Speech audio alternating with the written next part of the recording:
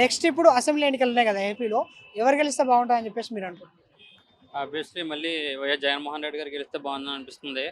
ఎందుకంటే గత పాలకులతో పోల్చుకుంటే విలేజ్లు కానీ పట్టణాలతో పోల్చుకుంటే విలేజ్లకు చాలా మార్పు వచ్చింది. గ్రామ సచివాలయం కావచ్చు, ఆర్బీకే కావచ్చు, వాలంటీర్ వ్యవస్థ కావచ్చు, ప్రజల దగ్గర పరిపాలన తీసుకెళ్లే యువతన జగన్మోహన్ రెడ్డి ద్వారా జరిగింది.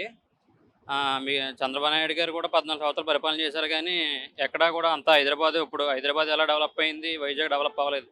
అలాగే వైజాగ్ కూడా వైజాగ్ మీద ఫోకస్ పెట్టారు జగన్మోహన్ రెడ్డి గారు.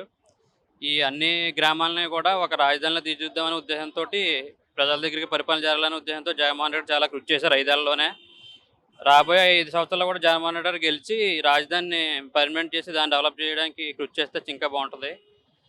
ఇంతకుముందు ఏ పరిపాలకులు కూడా ఖర్చు పెట్టలేని ప్రజాధనం అంతా జగన్మోహన్ రెడ్డి గారు డైరెక్ట్గా ప్రజల అకౌంట్లో చేర్చడం జరిగింది. గత పాలకులు ఎవరో కూడా పల్లెటూర్లు కానీ పేదలను కానీ పట్టించుకునే పరిస్థితి లేదు. అందుకే ఆంధ్ర ఇప్పుడు వెనకబడి ఉంది. హైదరాబాద్ తెలంగాణకి వెళ్ళిపోయిన తర్వాత మళ్ళీ జగన్మోహన్ రెడ్డి గారు వస్తే రాజధాని డెవలప్ చేస్తే బాగుంటుందని కోరుకుంటున్నాను. చెప్పిన విధంగా చంద్రబాబు ఇక్కడ హైదరాబాద్ డెవలప్ చేసి అని చెప్పేసి అంటున్నారు. ఐటీ అదే విధంగా మీరు వైజాగ్ చంద్రబాబు అనే కాదు, చంద్రబాబు వస్తే ఐటీ డెవలప్ కాదా అక్కడ? చంద్రబాబు నాయుడు వస్తే ఐటీ డెవలప్ అవుతుందో లేదన్న విషయం పక్కన పెడితే 2014-19 వరకు కూడా చంద్రబాబు నాయుడు గారు అధికారంలో ఉన్నారు. అప్పుడు ఐటీ డెవలప్మెంట్ అవ్వలేదు. ఇక్కడ చంద్రబాబు నాయుడు ఒక్కరి వల్లే కూడా హైదరాబాద్ డెవలప్ అవ్వలేదు. అందరూ గత పాలకులు అందరూ కూడా ఓన్లీ హైదరాబాద్ మీద ఫోకస్ పెట్టారు. ఇప్పుడు విడిపోయిన రాష్ట్రంలో ఆంధ్రప్రదేశ్కి రాజధాని లేకుండా పోయింది. నెక్స్ట్ విభజన హామీలు కూడా అమలు చేయలేదు. గత చంద్రబాబు నాయుడు గారు ఎన్డీఏ గవర్నమెంట్లో భాగస్వాములు ఉన్నప్పుడు అవ్వలేదు. ఇప్పుడు జగన్మోహన్ రెడ్డి గారు ఎన్డీఏకి అన్ని విధాలుగా సపోర్ట్ చేసినప్పటికీ కూడా మళ్ళీ 14 నుంచి 19లో ఉన్న కూటమి మళ్ళీ వచ్చి మేము మళ్ళీ కొత్తగా చేస్తామనే ఒక నమ్మకంతో మళ్ళీ ఆంధ్ర ప్రజల ముందుకు వస్తున్నారు. అది అంతవరకు కరెక్ట్ కాదు. గడిచిన 5 సంవత్సరాల్లో ముగ్గురు కలిసి ఉన్నా కూడా ఆంధ్ర డెవలప్మెంట్ అవ్వలే. ఓన్లీ అమరావతి అనే పేరుతో చెప్పి కొంతవరకు అయ్యింది.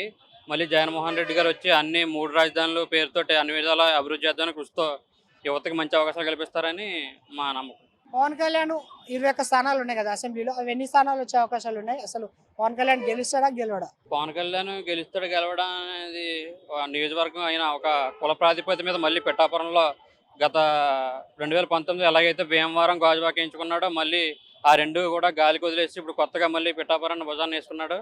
అక్కడ 90,000 మంది కాపు ఓటర్లు ఉన్న 2 లక్షల ఓటర్లు అంచనా పిఠాపురంలో. అందులో 90,000 మంది ఓన్లీ కాపులు ఉన్నారు. ఉన్న 1,10,000 కూడా అన్ని కులాల వారు ఉన్నారు.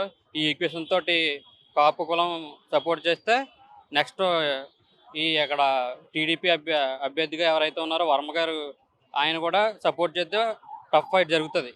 ఈ ఎన్డీఏ కూటమి అభ్యర్థికి వైసీపీకి కూడా వర్మ గారు సపోర్ట్ చేస్తే పవన్ కళ్యాణ్ గెలిచే అవకాశాలు ఉన్నాయి. ఎప్పట్లాగే టీడీపీ మళ్ళీ పవన్ కళ్యాణ్ వెన్నుపొడి పొడిచే ధోరణిలో కనుక ప్రయత్నం చేస్తే పవన్ కళ్యాణ్ మళ్ళీ మరో భీమవరం గాజువాక అవ్వక తప్పదు. ఒకవేళ పొత్తు గెలిస్తే పవన్ కళ్యాణ్ సీఎం అవుతాడా? 100% అవ్వడు. అది ఎందుకంటే చంద్రబాబు నాయుడు గారు అక్కడ మెయిన్ రోల్ ఉన్నారు. 144 స్థానాల్లో చంద్రబాబు నాయుడు గారు కూటమిలో మెయిన్ అభ్యర్థి. ఆఫ్టర్ పవన్ కళ్యాణ్ గారికి ఉన్న 5% ఓటుతోటి పవన్ కళ్యాణ్ గారికి తెలుసు మన సీఎం క్యాండిడేట్ కాదని చాలాసార్లు అమ్మాయిలకి ఓటర్లకి కూడా దిశానిర్దేశం చేశారు. మనకు అంత బలం లేదు, ఉన్న 21 సీట్లోనే మనం గెలిస్తే అప్పుడు ఏదైనా చేయొచ్చనే కోరికతో పవన్ కళ్యాణ్ గారు ముందుకు వెళ్తున్నారు. ఈ పవన్ కళ్యాణ్ గారు సీఎం అయ్యే ఛాన్స్ ఏమాత్రం లేదు. ఇప్పుడు చంద్రబాబు నాయుడు కాకుండా వాళ్ళ అబ్బాయికి నారా లోకేష్కు ఛాయిస్ ఇచ్చే అవకాశం ఉందా?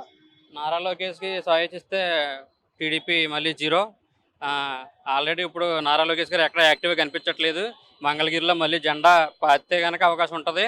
అక్కడ కూడా వైసీపీ అన్ని రకాలుగా పాత ఎమ్మెల్యే ఆర్కే కావచ్చు, టీడీపీ నుంచి పోటీ చేసిన గంజి చిరంజీవి కావచ్చు, ఇప్పుడు రీసెంట్గా మహిళా సాధికారత కోసం జగన్మోహన్ రెడ్డి గారు మహిళగా అక్కడ టికెట్ ఇవ్వడం జరిగింది. ఇటు మహిళలు కానీ అక్కడ పాతగా పోటీ చేసిన గంజి చిరంజీవి టీడీపీ అభిమానులు కానీ అలాగే ఇప్పుడు ప్రజెంట్ ఎమ్మెల్యే ఉన్న ఆర్కే గారు కానీ ఈ 3 బలబలాలు చూసుకుంటే మళ్ళీ లోకేష్ గారు కష్టమనే చెప్పొచ్చు. ఇక్కడ మెయిన్ ఓట్లు పైసల కోసం వేస్తారా, అభివృద్ధి కోసం వేస్తారా? ఇక్కడ ఏంటంటే పైసలు అభివృద్ధి చూసుకుంటే ఖచ్చితంగా అభివృద్ధికి పట్టం కడతారు. ఎందుకంటే 2 పార్టీలు కూడా డబ్బులు పంచిపెట్టే ధోరణిలోనే ఉన్నారు. టీడీపీ కానీ వైసీపీ కానీ ఇద్దరు డబ్బులు పంచి పెడతారు, కానీ ఓటు ఎలాగైనా ఒకరికే వేయడం జరుగుతుంది. ఆ ప్రాతిపదికన చూసుకుంటే జనాలు ఇప్పుడు పిచ్చోళ్ళు ఏం కాదు, డబ్బులు తీసుకొని ఖచ్చితంగా అభివృద్ధికి పట్టం కడతారు.